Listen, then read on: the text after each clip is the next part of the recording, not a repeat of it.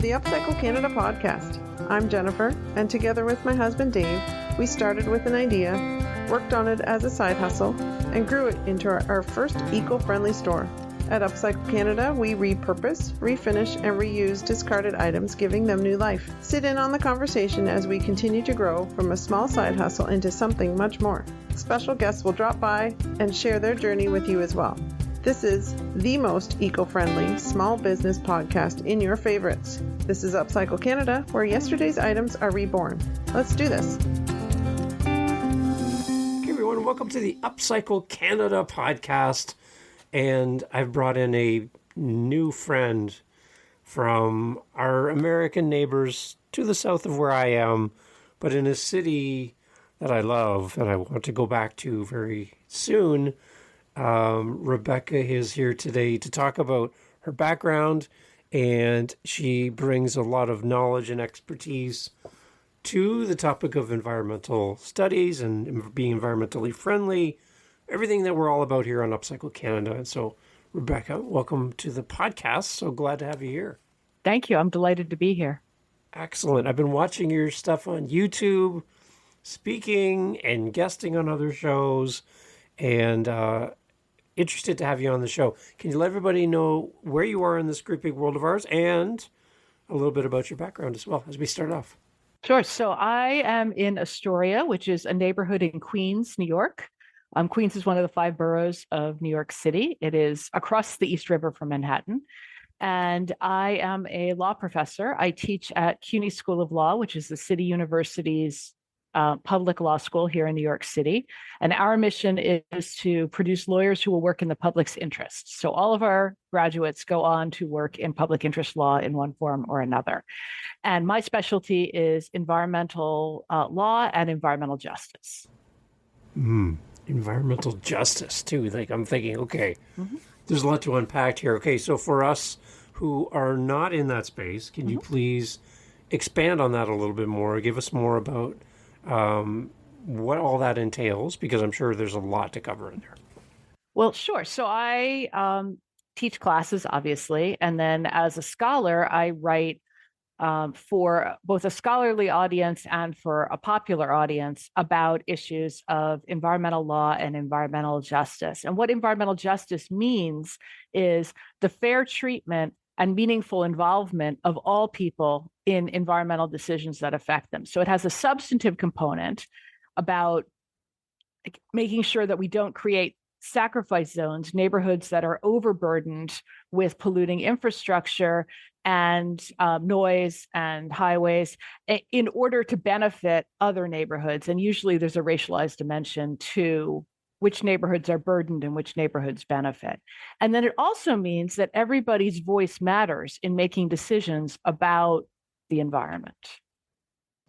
Okay, so that's another interesting part, because when you have a condensed population in a very small area on top of each other, that creates its own world of issues with how we treat our environment and how we deal with our area, where we live and all that, compared to maybe some spread out areas, middle of America, where can't even see your neighbor. They're so far away.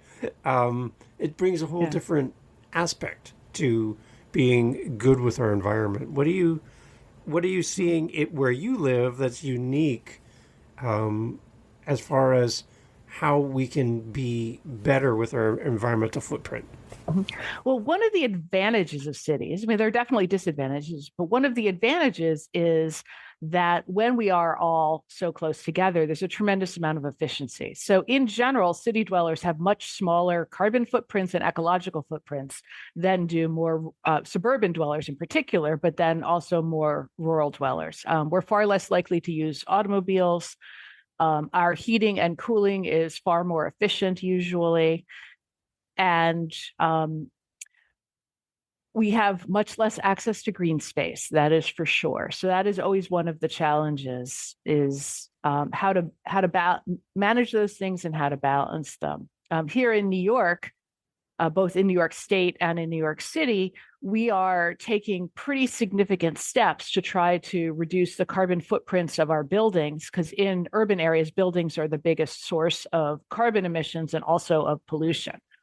So we have, just for example, in New York City, we banned the use of number 6 fuel oil and are phasing out number 4 fuel oil. So all buildings have to use number 2, which burns much cleaner. So that reduces particulate emissions as well as carbon emissions.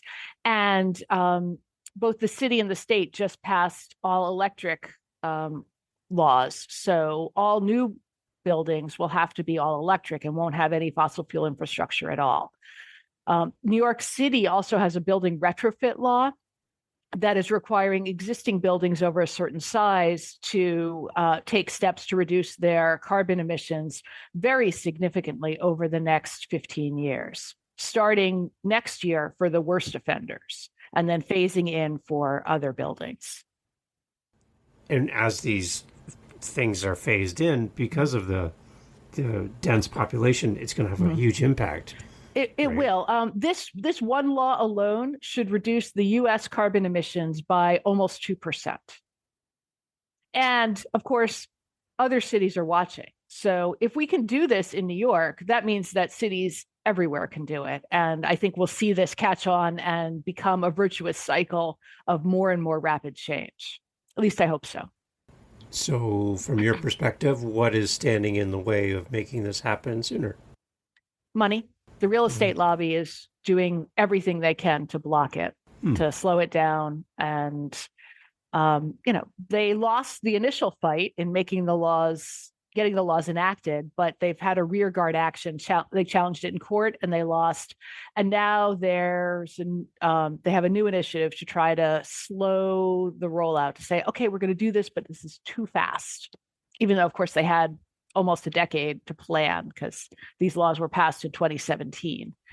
So, we'll see. I think there's going to be a pitched battle over it. Interesting. That is very interesting from my perspective as well. So my wife and I created our little side business called Upcycle Canada, and the idea behind it was we just wanted to do practical things and extend the life of products beyond their lifetime. So something no longer has value to somebody. They're just going to dispose of it. We want to salvage that item and give it an extended life to keep it out of the landfill. And I love that. That's the whole idea of what we're doing. And what's interesting is we have no shortage of donations. We have people giving us stuff all the time, calling us, can you come here, pick this up, do this. I'm just curious from your perspective, how do you feel us as a culture is leaning towards being more eco-friendly and more responsible with our environment? Do you see it getting better as you go out and speak and teach and lead people in this direction? Is it getting better? Are we making improvements?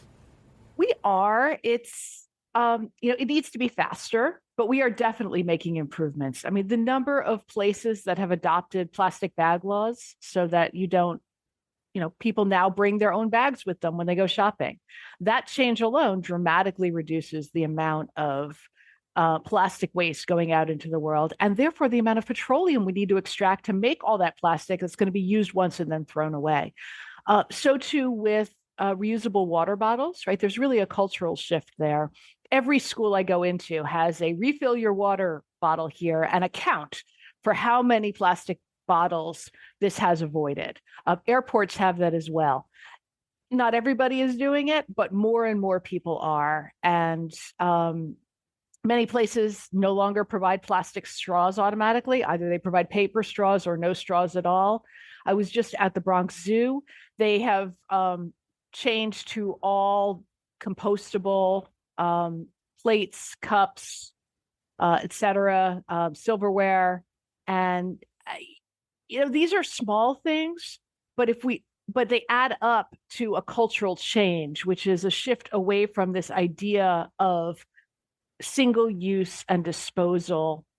And it's a mentality. It's the mentality that affects the things that you're talking about that you work with as well. Whatever they are, they're valuable things in the world, but the solution when you don't want it anymore is to throw it away, as opposed to, first of all, before you acquire something, think about, do I actually want this? Do I need it? Could I borrow it from somebody else and return it to them? But that doesn't work so well with capitalism, where the bottom line is all about buying more and new. Right. And I like when I think back to when I was young, growing up as a kid, and everything just kind of went out to the curb and the garbage truck took it away. We didn't sort anything. We didn't recycle. There was no bag limits. You could just throw it in the garbage. And I have this weird feeling when I see somebody take like a can or glass and just throw it in the garbage. I'm like, for me, my alarm bells go off. And I guess that's a good sign that we're thinking more about, hey, that's not waste, that could be recycled. So I like that it's kind of becoming more normal for us to have that conversation, and we're getting away from just throwing everything away because it's convenient. It is. And it really is. I think what you said initially is really important. This idea that you can throw it away, and that away is a place that things go to, as opposed to anything that you dispose of has to be transported somewhere and then stored somewhere. And often where we store it is a place where it will maybe break down over time and emit, who knows what amounts of methane and volatile organic chemicals and whatever.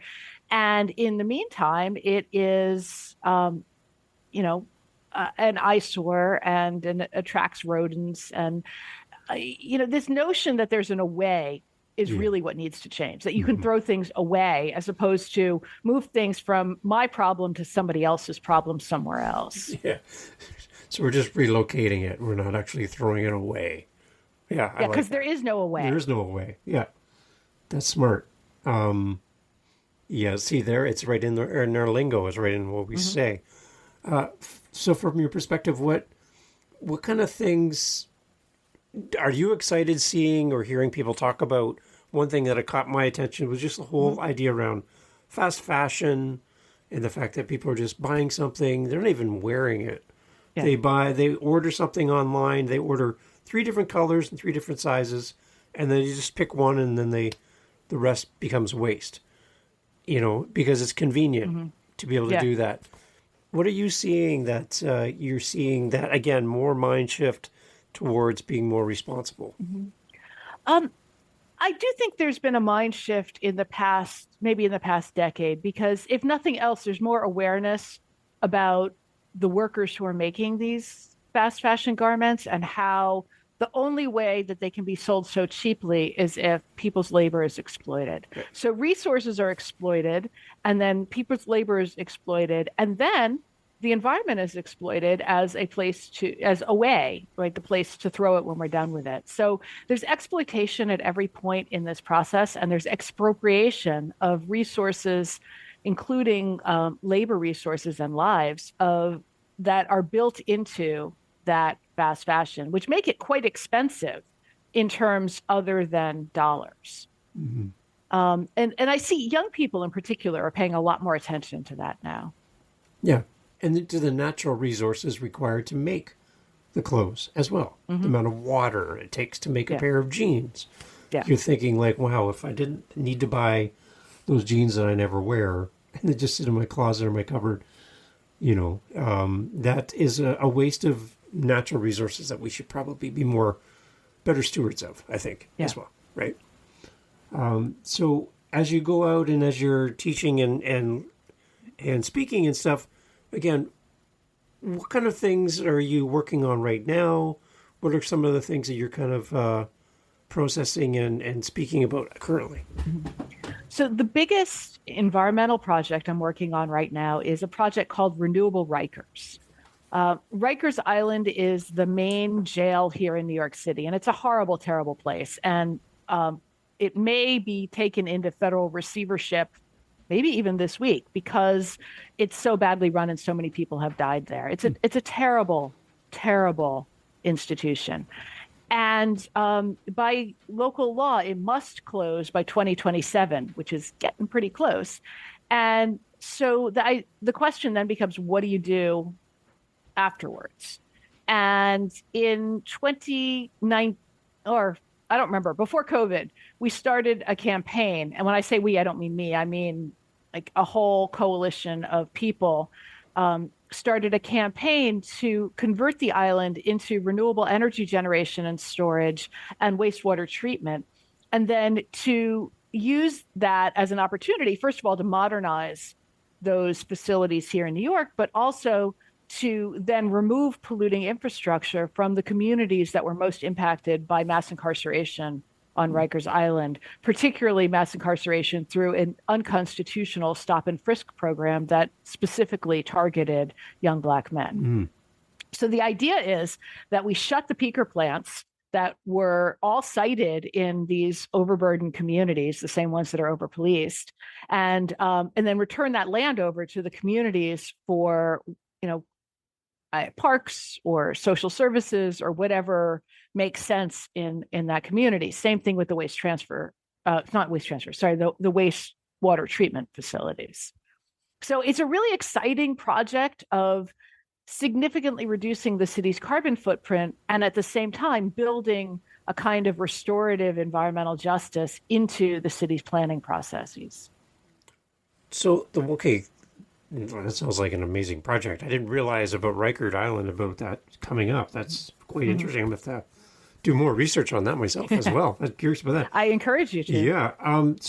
One of the questions I know that I've had people ask me about is I've actually had people challenge me on the whole recycling thing, saying that, is it really making an impact? Is it really worth our time and effort? And for me, because of our Upcycle Canada focus, I truly believe it is part of the solution. But the one thing that I hear a lot of people say that is, so if we in Canada decide to be very focused on our climate and focus on doing the best we can, and then our friends to the South, Americans as well, we focus, we do our best, but other countries do not have the same desire to follow step and to meet these guidelines and to follow these, the policies and things we're setting out for where we live. Are we going to be able to make it a big impact globally? And will our attempts be overshadowed by countries that aren't interested in following along? First of all, there's a tremendous interest around the world, and the United States and Canada are obstructing progress. So the United States and Canada change their ways, that will jumpstart what many other countries in the world are trying to do. But even if we go it alone and we are the only ones who switch to renewable energy generation and reduce our consumption, that will have a tremendous impact because we consume so much.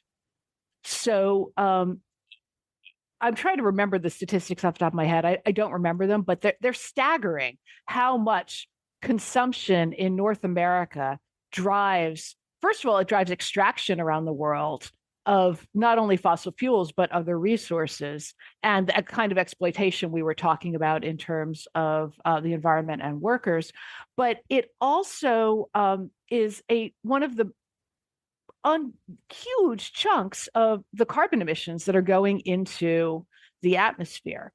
Historically, Canada and the United States have an enormous share of the responsibility, and currently we do as well. So even if we just clean up our own house, that will have a significant impact. Will it solve the entire problem? No.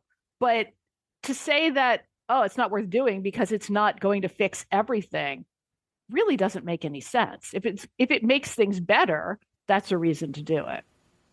And of course, I just want to add one more thing. Yeah. And of course, it is economically really efficient and desirable. The new technologies that are coming out of the renewable energy industry are cheaper, more efficient, with fewer environmental impacts, but they're also cheaper and more efficient. So they're better if you're looking at it from a bottom line perspective, as well as if you're looking at it from a human health or an environmental perspective. Yeah. It's kind of like when you have that one neighbor who never takes care of their place and everyone else takes care of their place, and they always make it look nice. But there's just that one neighbor who just never sweeps up or cleans up or mows their yard or takes care of their their gardens. You know, it's like just because they're not doesn't mean that gives us all permission to not as well. We still need to take care of our own backyards. Yeah, or why would you want to? Right. I mean, why would you want to say, oh, well, they're a slob, I'll be a slob? Yeah, exactly. Right. Yeah, so that's a good response to that. I like that. Yeah, so beyond what little things can we do? I'd like to get some practical things to people listening who are maybe considering this. We have a global audience as well. Mm-hmm. Practical things that we can put into place where we can make a change in our own worlds. What kind of things would come to mind? Suggestions from your perspective? Well, I think the biggest thing you can do to reduce your carbon footprint and your environmental impacts is eat less meat, because particularly less beef. The beef industry is a massive source of carbon emissions, is driving deforestation in many places. And the amount of manure that is produced and needs to be dealt with, that's true for hogs as well, is a huge environmental justice problem, because often it is burdening Black and brown communities that are overwhelmed by this problem. So, I mean, the easiest and thing you can do with the biggest impact is pick one day. If you're a meat eater, pick one day a week and say, we're going to not eat meat on Tuesdays, or maybe not Tuesday if it's Taco Tuesday for you, but like Wednesday or just, one day, see how it goes. And then maybe you'll expand it to 2 days. I personally am a vegetarian. I'm not saying everybody has to be a vegetarian, but thinking about eating in terms of carbon impacts can really make a difference. We were talking just a couple minutes ago about recycling. I just want to remind people that, right, it's reduce, reuse, recycle. Right. It's not that you shouldn't recycle, but before you get to questions about recycling, think about, do I need this? Could I, and particularly for things that you're not going to use very often, it's like, could I borrow it from somebody else? Yeah. Here in New York City, I live in a high-rise co-op building, and we have a thriving exchange group. We like to joke that we keep our stuff in everybody else's apartment. So, there's no reason for everybody to have a drill or a sewing machine or, whatever the thing is, because you're not going to use, it's not something you use every day all the time, unless it happens to be part of your job. So, you can share it. Lots of people could all use one. We pass stuff around all the time. When people have kids, I mean, people practically mug them to give them stuff. Here, have all this stuff. Don't buy any of it. Here, use mine, and then pass it on to somebody else. We've lost that sense that we as a community can communally share things, share resources, share clothing. Every year we have your kid's now this age, so here's the next, I'm looking for school uniforms in size 4, and I've got school uniforms in size 3 to give away, and stuff just gets exchanged. Yeah. And then I love the rise of like repair cafes where you can bring something in and it can be fixed instead of just throwing it away and buying another one. There are people who can help you bring that thing back to life and make it reusable again. I love that. Yeah, and there's of course upcycling, which I love. I mean, I love particularly I'm really into like taking things that would otherwise be trash and turning them into something useful. We're back to that same community network. I'm always sending out emails saying, so can we have your trash? Right now we're looking for clear glass bottles, or we're looking for, junk food wrappers, or whatever it is to make whatever it is that we're making. Yeah. And you shared with me some ideas that you've been doing yourself around the glass bottles, for example. Can you explain what you did with that? Yeah. So I have this love of turning glass jars and bottles into goblets and glasses. It's really easy to do. I'm not particularly handy. This is really easy. Anybody can do this. Mm-hmm. All you need is a diamond knife to etch the glass with. I bought a thing from, maybe I got it from a friend. I don't remember, but it's like a little contraption. You put the bottle on it and roll it, and the diamond knife cuts it. And then you just use hot and cold water to separate the pieces. sand it down, and you've got a goblet on one hand and a glass on the other hand, from the two pieces if it's a bottle. And it makes great gifts. One of the problems with making things is then you have a lot of stuff. So I'm always looking for ways to give away glasses to people. But I wrote a book that we'll talk about another time. Yeah. And at the book launch party, I didn't want to have any plastic. So I made a bunch of glasses. It was a great excuse to make a bunch of glasses. And so it was, come to the book launch party and leave with a glass. And I etched the name. I used a little acid to etch the name of the book onto the glass. So they were personalized and they're a nice souvenir. See, right there. That's a great way to do that. I love that. The one thing I love about upcycling is people will bring to us stuff that has sentimental value. So we had 2 Christmases ago, we had a family come to us with a organ that belonged to a relative in the long past, but that organ had been in their home for years and years and years. Adult children have now grown up, and that thing had been in the home all the time. They were children, and they wanted us. They had taken it all apart because the person was moving, and they asked us to make things for the family from the organ. Oh, that's really cool. Shelves, all kinds of different things. And they wanted, this is going to go to this person and this is going to go to that person. One of them there was a big scratch on one of the sides of the organ. So can you make this for so-and-so? When they were small, they made that scratch. So we want them to have this So they're piece. Keeping the scratch. You're going to remember that scratch. So we made them something just for them. So it's really kind of unique to be able to take something that has no longer has purpose or can't be used the way it was created for, and then just giving it to them in new ways so they can all have a little piece of that. That's fantastic. I love that. I love seeing that kind of stuff. Being creative, coming up with a solution instead of just having this thing you have to deal with. Yeah. And instead of just throwing it in the trash or throwing it away, like you said, it's not a destination. Just giving people some ideas about how they can repurpose that. And again, just extend the length of the lifetime of that thing. Right. Yeah, well, my kid got really into upcycling for a while, and we did a couple of interesting things. One of them was, again, send out an email, hey, can we have your trash? And we asked for cereal boxes. And because we don't really eat cereal, but we got the boxes and we turned the cardboard of the cereal box into the front and back for notebooks. And then we scrounged recycled paper. At my university, people are always throwing away paper. So we, first of all, any paper that was mostly still good, I took. And then a lot of other paper that was just wasted, I took. And some of it we made recycled paper, and some of it we just cut and used as the pages in the notebooks, and bound the end. And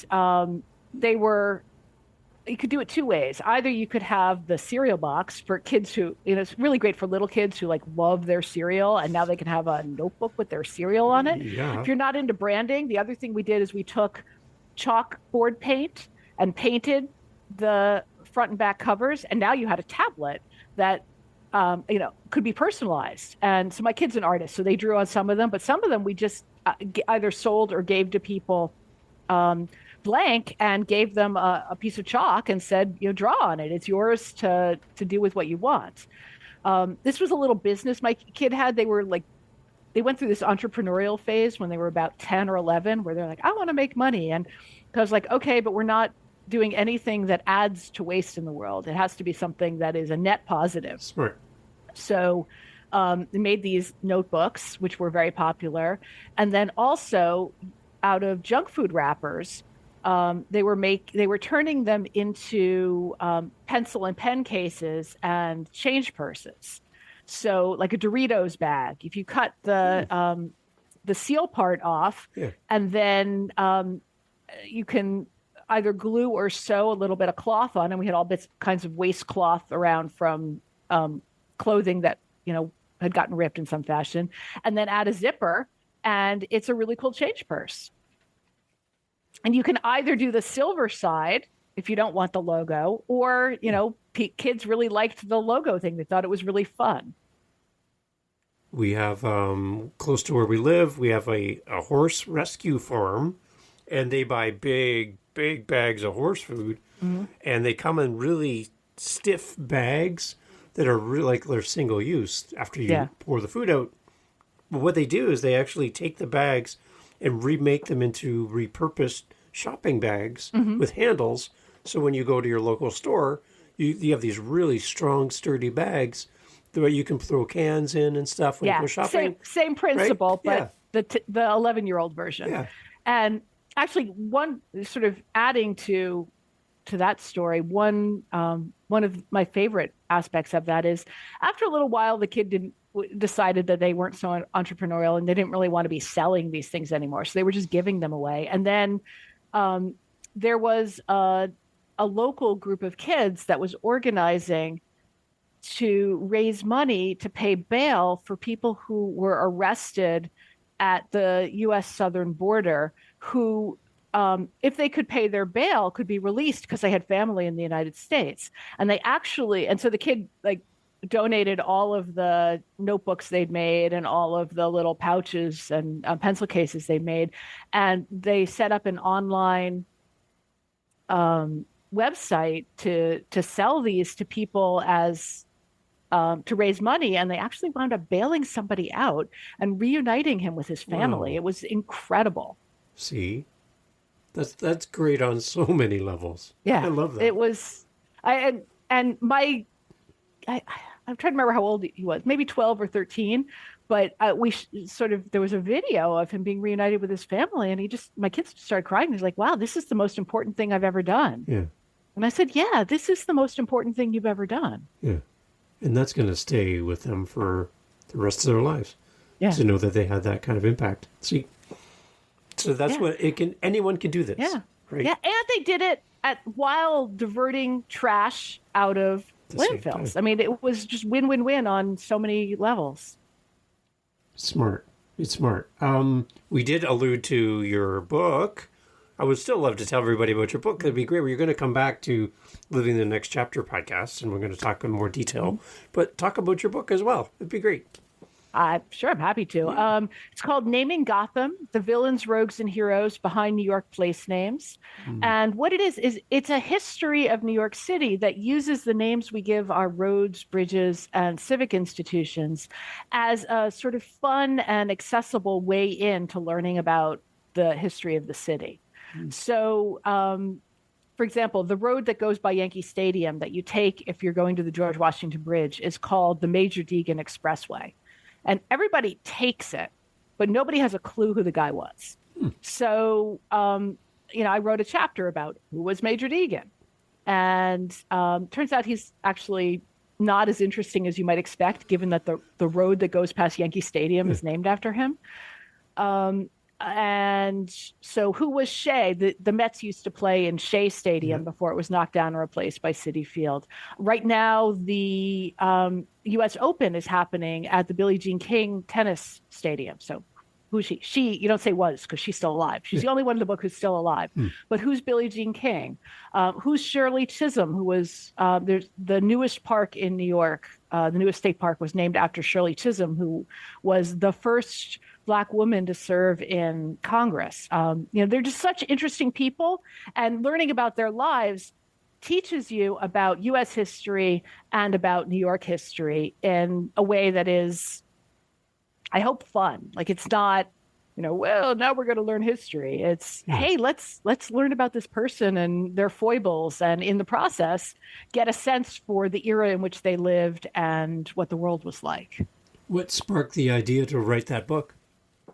I get stuck in traffic a lot. Yeah. Yeah. It actually started with Major Deegan, which is why I used him as an example. I used to have to drive on that road to visit my parents in Pennsylvania. Okay. And can I just say, there is no way to get to my parents' house in public transportation from New York, and it drives me crazy. So the only way to get there is to drive. But anybody who's driven on the Major Deegan knows that driving is something in quotes. What you're really doing is sitting in traffic. And so I used to just curse him. I was like, I hate this guy. Who was he? And finally, my husband got sick of hearing me say that. He's like, well, why don't you find out? So I did. Yeah. And eventually it turned into the book. There you go. It's kind of like a parking lot with random movement. Yeah. Yeah. I love it. That sounds great. I love history, so you got me there. And I love New York, so that's a great combo. So I'm going to have to get a copy of that. That's amazing.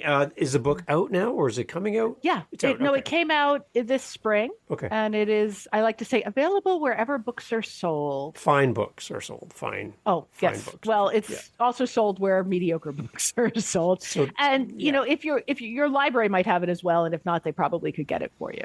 So is this a book that we should own or we should borrow? I see what I did there. You know, to be honest, I really just want people to read it. Good. So, you know, if you buy it, that's great. If you get it from your library, that's fantastic too. Awesome. I just want people to read it. And There's also an e-version if you want to read it without paper, without killing any trees. There you go. And wherever you buy it or read it, make sure you leave a review for the book as well. That's easy to do. That would be lovely. It's environmentally friendly. And I've discovered those are very important. Yes. And it won't have any impact on the environment, but it'll make it'll make Rebecca's day for sure. So you need to do that. So, but we're going to have you back on Living the Next Chapter to go in more detail on that. I'm super excited about that. Again, before we go, I just thank you for making time for me again. Like going through all the stuff I saw and watched online. I'll put some links in the show notes, some of the talks that you've given and stuff. There's just a lot of great information that I feel like we just kind of just sort of touched on with our time today. But I just your closing thoughts again on how we can do better, do more, do our part. I love the fact that we don't throw things away. That's going to stick with me now all day. Now I love that. But what can we leave people on so that all of us can make a big change with little actions? Yeah. Well, what I would say is there are two ways to think about this. One is, what can I do personally in my life? Yeah. And that definitely matters. It really does. But also think about, how can I, as a citizen, affect what happens in my community, in my local community, my state or provincial community, and my state and my nation. So, you know, the biggest thing you can do is vote for people who care about these issues, who care about families, who care about the future and care about the environment. And then we'll see big change on a systemic level. And you can buttress that with change on an individual level. I like it. And one thing I'm really excited and encouraged about is it seems like our children are having a greater impact on us towards being more eco-friendly.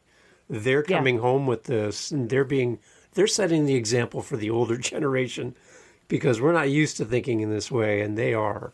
So we have a lot to learn from the generation that's younger than us, and letting them lead us.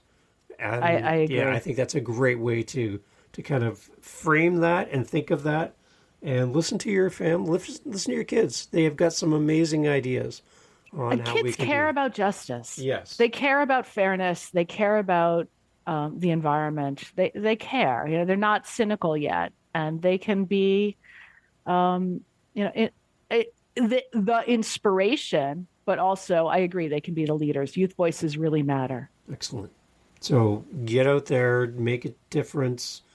Just because someone else isn't taking care of their yard doesn't give you permission to not take care of yours. Take care and do your best. And again, find great, smart people in this world like Rebecca, and you will find some great inspiration. Thank you so much for making time to be on the podcast. Oh, it was my pleasure. Thank you so much for having me. So how do we connect with you? Where do we go? How do we find you? And do all that stuff. Well, I have a website, RebeccaBratspies.com. You can find out about me, about my scholarship, about the book, about something we didn't mention, which is the environmental justice comic books that I make with an artist collaborator. They are free for download. They can be freely downloaded for any educational or nonprofit purpose, and they're really cool. I highly recommend you check them out. Definitely. I am R. Bratspies on pretty much every kind of social media there is. So yeah, I would love to connect with people. And within the New York area or Pennsylvania, depending on car, if you're looking for a great speaker to come in and speak to your organization or maybe your students about this, reach out, Yeah. right? Absolutely. Yeah. I do a lot of guest visits here in New York City in public schools. I'm delighted to talk with community groups and book clubs and, congregations and whoever wants to talk. Excellent. You're a great resource for everyone. We need you in Canada, but that's quite a. We don't transit system from New York to Canada yet either. So Well, there's a good train to Montreal. there you go. That's right. So, everyone, check out Rebecca's stuff. We'll have all the links in the show notes. And again, thank you for making time for a great conversation. Glad to have you here. Oh, it was a pleasure. It really was. Thanks. This has been the Upcycle Canada podcast. Thanks for listening today. We appreciate your feedback and would love to connect with you. Email your questions, comments, or suggestions to upcyclecanadapodcast@gmail.com. To find out more about our business and access links to all our social media sites, podcast notes, and more, please visit upcyclecanada.ca. A review of this episode on the podcast app of your choice is always appreciated. Please help us build this community by sharing our podcast with your family and friends. Our thanks to Jacob Moon for the instrumental backing track used in this podcast. Please visit jacobmoon.com for more on this talented Canadian artist. Join us again for more great topics, ideas, and practical steps to help you in your daily life. Thank you for listening. Let's keep this conversation going.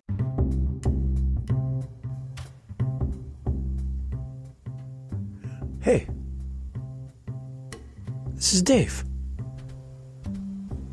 You're like, what's this music? I thought the podcast was over. Well, it is. This is actually an ad.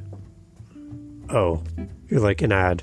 But this is different. This is for another podcast called, ready? Dad Space. Dad Space is a podcast created for dads by dads. Head over to dadspace.ca for all the information. And we would love, if you know a dad, if you are a dad, if you've ever had a dad, if you know a new dad, a current dad, a empty nest dad, we have a podcast just for dads. And I'd love to share it with you and to share it with a special dad in your life. Dadspace.ca. Thank you for listening to the podcast you've already been listening to. But if you want a little bit more podcasting greatness, check out dadspace.ca, dadspace.ca, for all the goodness for your favorite dad. Aw, it's like a Father's Day present every day. We'll see you over at dadspace.ca. Thanks for listening to all of our podcasts, and we'll talk soon. This is Dave, and I'll meet you at dadspace.ca. Cheers. And now we dance.